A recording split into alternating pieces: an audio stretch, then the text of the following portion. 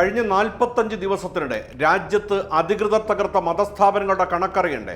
23 മതസ്ഥാപനങ്ങളാണ് തകർത്തെറിഞ്ഞത്. ഇതിൽ 1000 വർഷം മുതൽ 2 നൂറ്റാണ്ട് വരെ പഴക്കമുള്ള മുസ്ലിം പള്ളികൾ, ദർഗകൾ, മദ്രസകൾ ഉൾപ്പെടും. അനധികൃത നിർമ്മാണം ആരോപിച്ചാണ് ഇവയിലേറെയും ബുൾഡോസർ രാജിന് വിധേയമാക്കിയത്. സമ്പൽ, വാരാണസി, ജയ്പൂർ തുടങ്ങിയ നഗരങ്ങളിൽ ഈയിടെ നടന്ന വൻ പൊളിച്ചുപാറ്റൽ നടപടിക്ക് പിന്നാലെ നടത്തിയ പഠനമാണ് ഞെട്ടിക്കുന്ന കണക്കുകൾ പുറത്തു കൊണ്ടുവന്നത്.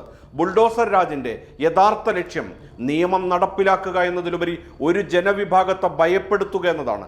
ജനാധിപത്യത്തിൽ ഒരു വ്യക്തി കുറ്റം ചെയ്തുവെന്ന് ആരോപിക്കപ്പെട്ടാൽ അത് തെളിയിക്കേണ്ടത് കോടതിയാണ്, ശിക്ഷ വിധിക്കേണ്ടതും കോടതിയാണ്. എന്നാൽ ബുൾഡോസർ രാജ് നടപ്പിലാക്കുമ്പോൾ സർവ്വ നിയമങ്ങളും കാറ്റിൽ പറത്തുകയാണ്.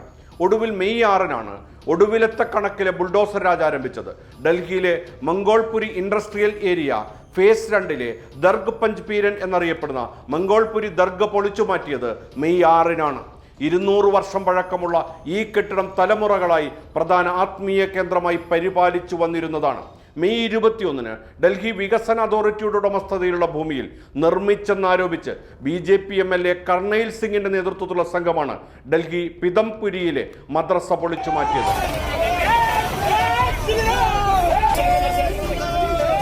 ഫരീദാബാദിലെ മസ്ജിദ് ചൗക്കിലെ പള്ളി പൊളിച്ചു മാറ്റിയത് മെയ് 29-നാണ്.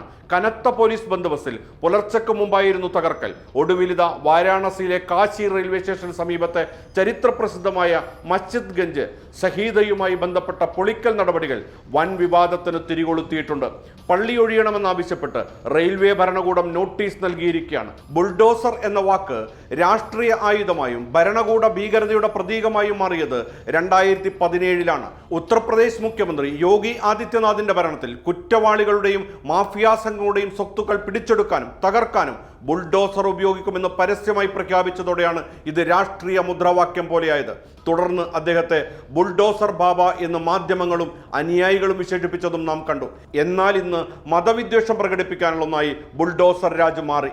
2020-കൾക്ക് ശേഷം, പ്രത്യേകിച്ച് പൗരത്വ ഭേദഗതി പ്രക്ഷോഭങ്ങൾക്ക് ശേഷം ബുൾഡോസർ രാജ് ഒരു ശിക്ഷാരീതിയായി മാറി. കൃത്യമായി ഇതിനെ അധികാര ദുർവിനിയോഗം എന്ന നിലയിൽ മാത്രമേ കാണാനാകൂ.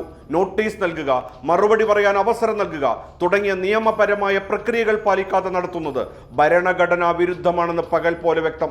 ശിക്ഷാ നടപടിയായി വീടുകൾ ഉൾപ്പെടെ പൊളിച്ചു നിൽക്കുന്നത് ജനാധിപത്യത്തിന് ചേർന്നതല്ലെന്ന് കോടതികൾ പലതവണ ഓർമ്മിപ്പിച്ചിട്ടുണ്ട്. 2024-ൽ ഇത്തരം നടപടികൾ തടയാനായി സുപ്രീം കോടതി കർശനമായ മാർഗനിർദ്ദേശങ്ങൾ പുറപ്പെടുവിക്കുകയുണ്ടായി. വെറുപ്പിന്റെ രാഷ്ട്രീയം തലയിൽ കയറിയ ഭരണകൂടത്തിന് എന്ത് നീതിപീഠം! അതാണിപ്പോൾ ഇന്ത്യ രാജ്യം നേരിടുന്ന ഏറ്റവും വലിയ വെല്ലുവിളി.